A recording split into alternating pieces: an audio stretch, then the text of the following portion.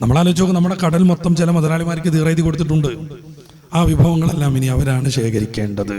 പിന്നെയും പിന്നെയും കൊടാനക്കോടികൾ കുന്നുകൂടിക്കൊണ്ടിരിക്കുന്നു. അവരുറങ്ങിക്കൊണ്ടിരിക്കുമ്പോഴും രാത്രിയിലും പകലിലും ഓരോ മണിക്കൂറിലും 10-40 ലക്ഷം രൂപ അവരുടെ ഒരു അക്കൗണ്ടിലേക്ക് ചെന്നുകൊണ്ടേയിരിക്കുന്നു. ഇതെല്ലാം കൂടെ ഒരു മനുഷ്യൻ എങ്ങനെയാണ് തിന്നു തീർക്കാലോചിച്ചു നോക്കും. നമ്മുടെ പ്രകൃതിയെ മൊത്തം കുറേ ആളുകൾ മേടിച്ചു കൊണ്ടുപോകുന്നു, കുറേ ആളുകൾ അത് തൂക്കി വിറ്റുകൊണ്ടിരിക്കുന്നു. നമ്മുടെ റെയിൽവേ സ്റ്റേഷൻ മുതൽ പൊതുവാഹന ഗതാഗതങ്ങൾ വരെയും ചില കുത്തക മുതലാളിമാർക്ക് സമർപ്പിക്കാൻ നിൽക്കുന്നു. ഇതൊരു ചില്ലറ സംഗതിയൊന്നുമല്ല. കടലിലുള്ള എല്ലാ വിഭവങ്ങളും മൂറ്റൽ ഒരു ടീമിന് മാത്രം കുത്തകയാകുമ്പോൾ അതിന് അവർ പറയുന്ന വില നൽകേണ്ടി വരും.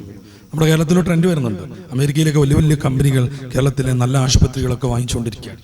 വലിയ വലിയ ആശുപത്രികളൊക്കെ മേടിച്ചു കഴിഞ്ഞു. ഇനി അവർ നല്ല സൗകര്യങ്ങളൊക്കെ ഉണ്ടാക്കും. പിന്നീട് അവർ പറയുന്ന വില വയ്ക്കും. പൊതുവെയുള്ള ചെറിയ ക്ലിനിക്കുകളും ആശുപത്രികളും ഒക്കെ പൂട്ടിപ്പോകും.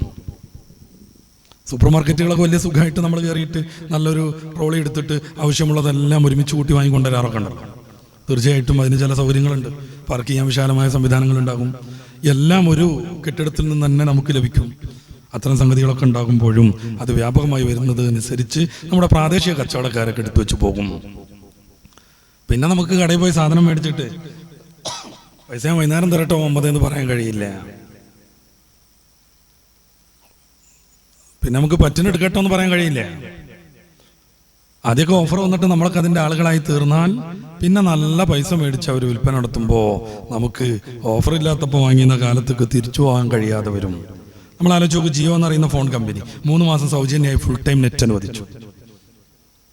പിന്നീട് അവർ 3 മാസത്തുകൂടെ നീട്ടിയത്. ആ 6 മാസം കൊണ്ട് നമ്മളാവുന്ന കേരളക്കാർ മൊത്തം ഈ നെറ്റ് ഫോണിൻ്റെ അഡിക്റ്റുകളായി മാറി. അതില്ലാത്തവൻ പരിഹസിക്കപ്പെട്ടു. ഇനി നിങ്ങൾക്ക് മാത്രമേ വാട്സപ്പ് ഇല്ലാത്തുള്ളൂ എന്ന് എന്നോട് പലരും പറഞ്ഞിട്ടുണ്ടായിരുന്നു ഒരു കാലത്ത്. ഇപ്പം എനിക്കുണ്ട്. ഇനി അത് മാറ്റിവെക്കാൻ പറ്റാത്ത വിധം നമ്മൾ അതിൻ്റെ അഡിക്റ്റുകളായി. ഇനി ഒരു മാസത്തിന് 1000 രൂപ എന്ന് പറഞ്ഞാലും അരി മേടിച്ചില്ലെങ്കിലും നമ്മളത് മേടിച്ചുകൊണ്ടിരിക്കും. പ്രാദേശികമായ കച്ചവടക്കാർ നമുക്ക് എല്ലാ അർത്ഥത്തിനും സഹായം ചെയ്യുന്നവരാണ്. അവരെ പ്രോത്സാഹിപ്പിക്കണം, അവരെ നിലനിർത്തണം. ഞാൻ സൂപ്പർ മാർക്കറ്റിനെ കുറ്റം പറയുന്നതല്ല. എല്ലാം അതിൻ്റെതായ രീതിയിൽ നമ്മൾ കാണുമ്പോൾ പ്രകൃതിയുടെ സന്തുലനത്വം നിലനിൽക്കും. അല്ലെങ്കിൽ ഒരു വിഭാഗം മാത്രമായി ഈ ഭൂമിയെ മൊത്തം ചൂഷണം ചെയ്യും. അതാണ് സംഭവിച്ചുകൊണ്ടിരിക്കുന്നത്.